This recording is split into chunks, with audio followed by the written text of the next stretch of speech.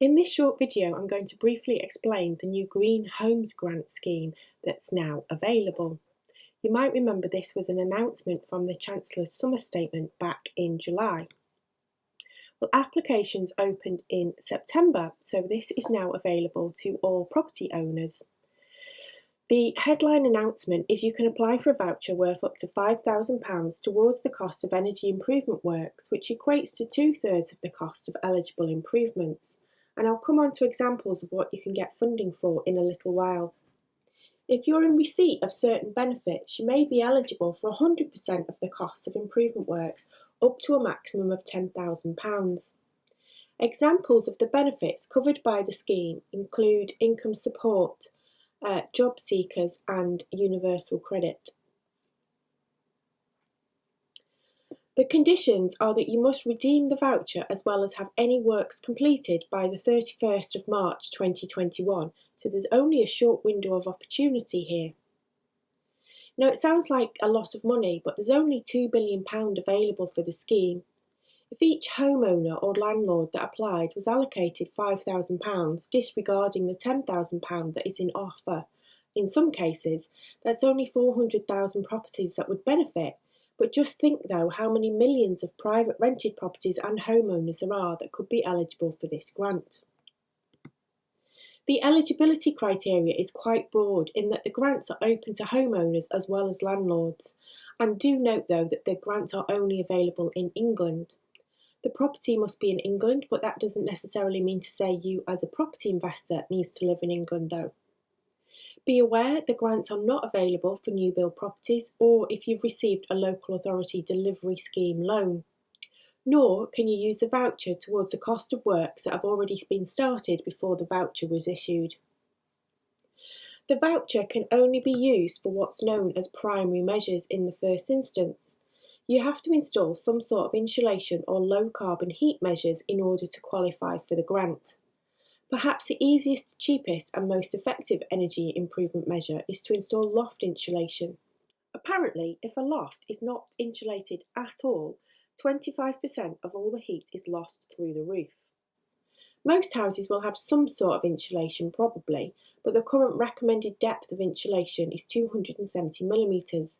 So if it's possible to do so, it can be worth chopping up the insulation to the current guideline amount. If you're renting your property out as a single let, this can reduce heating bills for the tenants, hopefully meaning they've got more money to cover the rent. If you have a HMO, then this is a fairly inexpensive way to reduce the heating bills that you are responsible for. As any HMO owner will know, the tenants simply whack the heating up on high all year round if you let them, and then open a window when they're hot. So anything you can do to keep the house as warm as possible without the heating on high all the time will be beneficial to you paying the bills.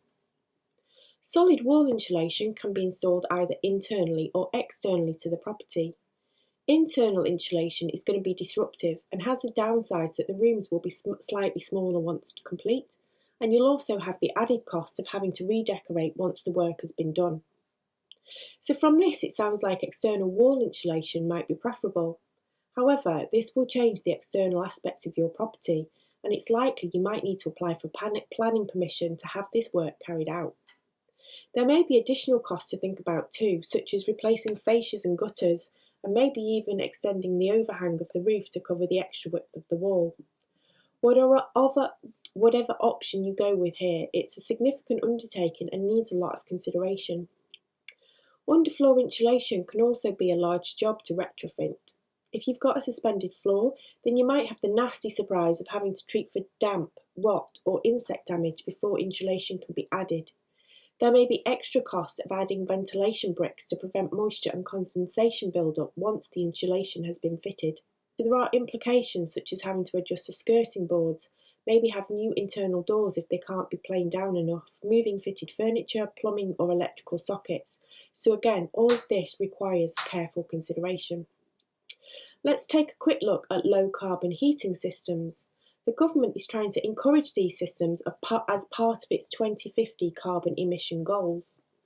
For a ground source heat pump, you need plenty of outdoor space to install the loop and pump, not to mention space for the digging machinery to install it in the first place. Where space is an issue, then an air heat source pump might be considered instead. These systems are particularly recommended for properties currently using LPG or electric heating, rather than swapping out an existing gas central heating system. The cost varies, but the Energy Savings Trust estimates it can cost between £10,000 and £18,000 to install this system.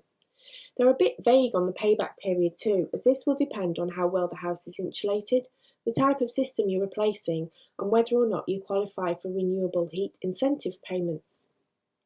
The second type of low carbon heat measure is essentially solar panels. There are several different technologies in use to collect the sun's energy for residential heating and hot water, so there are various different options available. The downside is that solar energy may not be sufficient on its own to heat water to 65 degrees, the recommended temperature to kill Legionella bacteria, especially in winter when there's little sun, so retaining your gas boiler is recommended. I found cost estimates online of around £5,000 to have a residential system installed, although this will of course vary between properties and installers. The final type of system covered by this grant is a biomass boiler. The main difference to a standard gas boiler is that a biomass boiler is fuelled by wooden logs or pellets.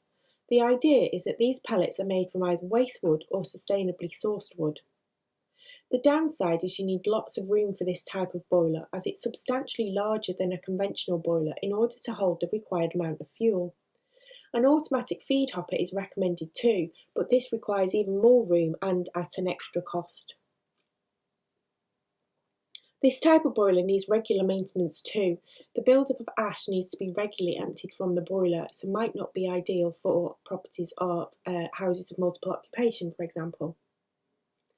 Apparently you also need plenty of room for the delivery vehicles to access your property to drop off the pallets, and you're going to need plenty of storage space for them too, as you just don't want to run out of fuel. One supplier of biomass boilers I found online said these types of systems are not really suitable for a property in an urban area, and they quoted a starting price of £6,000 to £7,000 for installation. Now you might be eligible for renewable heat incentives. This is a government subsidy paid over a 7-year period. It will contribute to the initial cost, but probably not cover the full amount, and the amount you receive of the incentive is determined by how energy efficient your property was before the system was installed. Now, under the grant scheme, you have to install one of these primary measures before you can access funding for what are called secondary measures. Now, an exclusion here is that a voucher can't be used to replace insulation or low carbon heating measures that are already installed, but it can be used to top up insulation. For example, if loft insulation is in place but not to modern standards, the voucher can be used to top up the insulation to the recommended level. Only if you carry out these primary measures at your property can you then apply for funds to cover these secondary measures. These secondary measures are around draft proofing, upgrading windows and doors, and adding heating controls. The voucher can only be used for the measures set out in the guidelines, and the amount awarded for secondary measures cannot exceed the amount awarded towards a primary measure. Let's say, for example, you were awarded £1,000 for insulation. Therefore, the most you can receive towards the cost of a secondary measure is also £1,000. There are further exclusions too. You cannot apply to use a voucher for building a new extension or conversion to your home, nor for installing a conservatory with no fixed heating or a new boiler for that matter. You might not have heard, but gas boilers will not be installed in new properties from 2025. Rather, new properties will need to have low carbon heating systems installed to contribute towards those government carbon neutral targets I mentioned earlier. In putting forward an application, you need to find an accredited tradesperson that's able to undertake the proposed work for you. You need to get at least 3 quotes from such accredited tradespeople, and you should only commission the work once your voucher application has been accepted.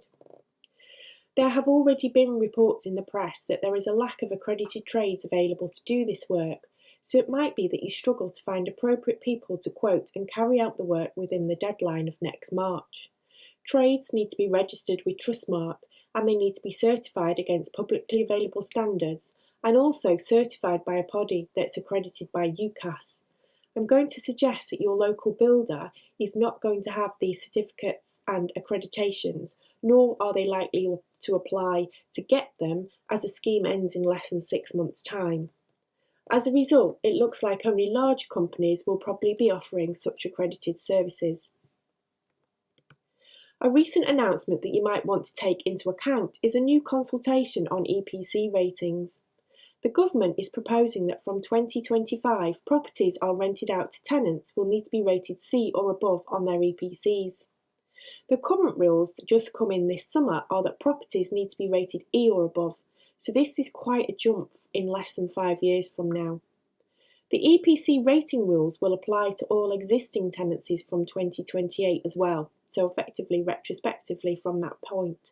So now is the time to be planning how to improve the energy efficiency rating of your properties if they do not already meet this criteria.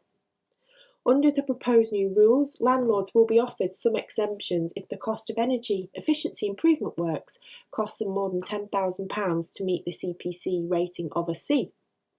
There'll also be more stringent enforcement of the rules, with maximum financial penalties being £30,000 for breaches. Any individual can have their say. This consultation is open to anyone who wishes to respond. Simply go to the government website and click the link to respond. You'll be taken to an online survey, a list of questions where you'll be asked for your opinions. And you have until the end of December to put forward your views. Although this has been launched as a consultation, I've no doubt that these news will come into force in due course. The preamble to the consultation talks about the government aims to significantly reduce carbon emissions from properties, as well as reducing fuel bills for low-income tenants to meet fuel poverty targets. Other reasons for the proposals are to create jobs in the retrofit supply chain of providing energy efficiency measures to landlords, as well as reducing demand on the national grid and reducing fuel imports. These are some challenging objectives the government is trying to meet. I'll just quickly leave you with some contact details for us. If you would like more helpful videos on relevant topics to property management, feel free to subscribe to our YouTube channel, PMP TV. We've also got a Facebook group called Investors Circular where you are more than welcome to join. If you've got any specific property management questions, then please do feel free to get in touch with me over LinkedIn.